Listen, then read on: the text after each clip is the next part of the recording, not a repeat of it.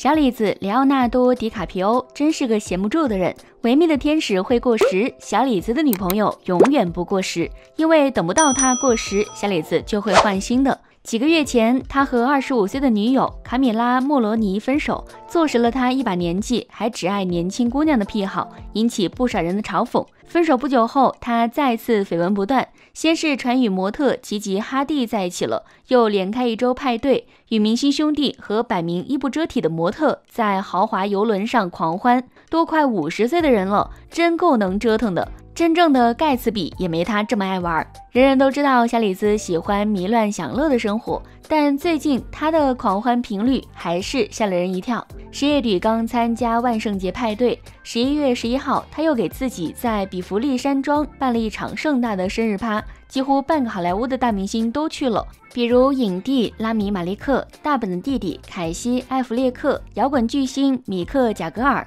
AB 叔阿德里·安布罗迪、布拉德利·库珀，当然还有小李子最好的朋友陶比·麦奎尔。生日后没几天，他就飞去了迈阿密，这次长途旅行更是重量级。小李子受邀参加巴塞尔海滩艺术展，这是美国很有名气的艺术盛会，每年都会吸引很多明星。不过大部分人都不是来欣赏艺术的，大家只管跟富豪们一起嗨就完事儿了。11月30号，小李子就到了迈阿密，穿着黑色 T 恤，戴着黑色口罩，帽檐一如既往遮住整张脸。7天的狂欢生活开始了。第一天晚上，他参加了服装品牌石头岛成立40周年的私人派对，除了小李子外，不老男神杰瑞德莱托也到了现场。根据报道，这场派对上，小李子被年轻的模特簇拥着，他坐在夜店的沙发里，听着著名 DJ 放音乐，旁边坐着一位黑发美女，两人一直亲密的聊天。他坐的位置是贵宾区，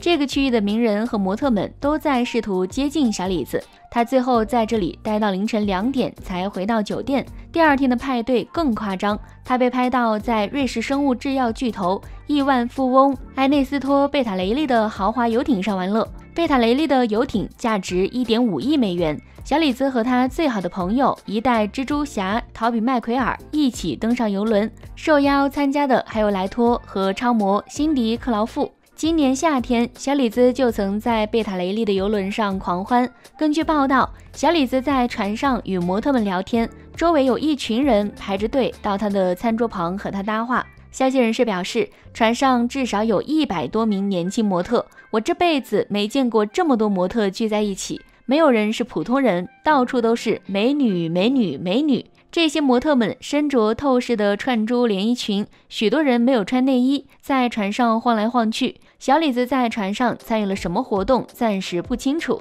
但可以确定的是，他在模特的簇拥下一直玩到凌晨5点。小李子的精神头真的足，一大把年纪连熬2天，到了第3天还要参加派对。这次举办活动的是里奇·阿基瓦，人送外号纽约夜场之王，是美国颇有名气的夜店老板，也是小李子的密友。这场派对简直是星光云集，海莉·比伯、猫女尤伊·克拉维茨、网坛巨星大小薇、模特莱利桑德斯都到达现场，金·卡戴珊和妹妹科勒·凯莉也出现在人群之中。这是一场慈善募捐活动，不过本质上还是豪华狂欢就是了。到了第4天，小李子还是没闲着，他参加了迈阿密亿万富翁韦恩·博伊奇夫妇在他们豪宅中举办的年度艺术周派对。富豪夫妇请了著名说唱歌手50分、卡迪 B 表演助兴，小李子被拍到和陶比一起在台下跟着音乐摇摆，又玩到凌晨。小李子来到迈阿密的第5天，已经是周6了，但是他不会给自己搞个双休，他又参加了迈阿密豪华夜总会举办的私人派对，嗨到了周日早上。值得一提的是，这2个月盛传小李子与吉吉正在约会，他们被拍到在纽约共进晚餐后遮住脸离开餐厅，还一起参加了一些大型活动。但迈阿密的6天里，吉吉全程没有出现，小李子看起来仍然是单身状态，绯闻不攻自破。周一清晨，小李子终于收拾行囊回到了加州。不过有狗仔发现，周日夜里他和陶比以及大约10个模特又举行了一场小派对。小李子还和陶比坐在河边聊了会儿天，有知情人士透露，他们听到小李子在派对中和富豪们反复提到自己想拯救海洋，参与保护海洋的慈善活动。虽然乍一听很暖心，但网友马上就指责小李子与其把心思放在这些无用的活动上，不如从自己做起，注意环保一点。小李子是出了名的喜欢坐游艇、开游艇派对。今年夏天，瑞士富豪贝塔雷利在其他城市举办的游艇派对上，小李子也大方现身。然而，一艘豪华游艇每年的二氧化碳排放量能达到7020吨，一边谈着保护海洋，一边污染环境，实在是有点割裂。这也不是小李子第一次环保人设崩塌了。去年时，他因为与当时还未分手的女友卡米拉·穆罗尼搭乘奢华游艇度假，被批是伪君子。据《每日邮报》报道，小李子和女友及一行好友度假的游艇大有来头，是花费1.1亿英镑打造的。游艇拥有315英尺长，有6层甲板，最上层还有直升机的停机坪。航行每英里就会产生238公斤的二氧化碳，航行17.7公里所排放的碳就与一辆普通汽车在1年内排放的碳一样多。他自我认定为环保活动家，还和瑞典环保少女格雷塔一起参与过环保抗议。2016年奥斯卡颁奖典礼上，在发表获奖感言时，小李子也没有忘记标榜自己的环保人士身份。电影方面寥寥数语，主要说起了环保和地球。感谢第一位把我选入电影的导演，感谢我的父母，你们成就了我的今天。神鬼猎人讲述了人与自然的关系。去年全球变暖如此严重，我们需要为自然发声。气候变化是真实的，它正在发生，也是我们所有物种面临的最紧迫的威胁。我们需要共同努力，刻不容缓。前段时间还在社交平台上发文指责中国渔民的捕鱼行为，表示在过去的20年里，中国将深海捕捞团队扩大到几千艘，耗尽了中国自己的海洋资源，然后中国渔民就将目光投向了其他国家的海洋资源。然后他又说，中国渔民的做法对当地经济和海洋物种的商业可持续性发展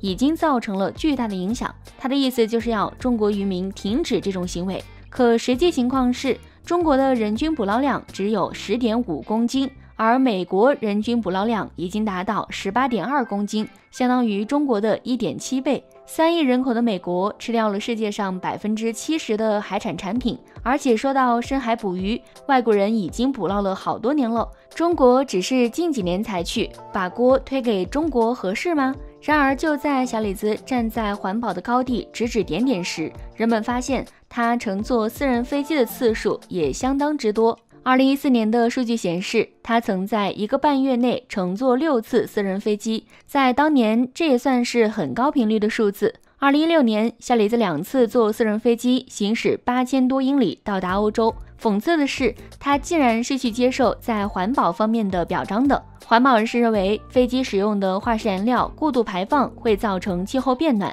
明星们只需要几次度假就能让普通民众1年的环保努力化为乌有。很多人认为，小李子的基金会一边提倡用清洁能源代替石油，一边又沉迷于游艇和私人飞机，这不是说一套做一套吗？这个月，小李子还被渔业保护组织和海洋科学家们讨伐了。他买下了中美洲小国伯利兹的一个小岛，这个小岛原本是天然的海洋生物天堂，没有被开发过，也没有常住人口，每年只有零星几个资深钓鱼佬来这边海钓。小李子2005年和朋友来这个小岛潜水，觉得景色很好，之后用175万美元买下了小岛，打算把这里打造成生态度假村。后来人们才搞明白，这个生态度假村并不像非洲动物保护区那样，会在维持原本生态环境的基础上建立一些观光设施，而是要大兴土木建别墅、世界级豪华餐厅，甚至美容院和水疗中心。主要吸引的也是好莱坞明星和富豪们，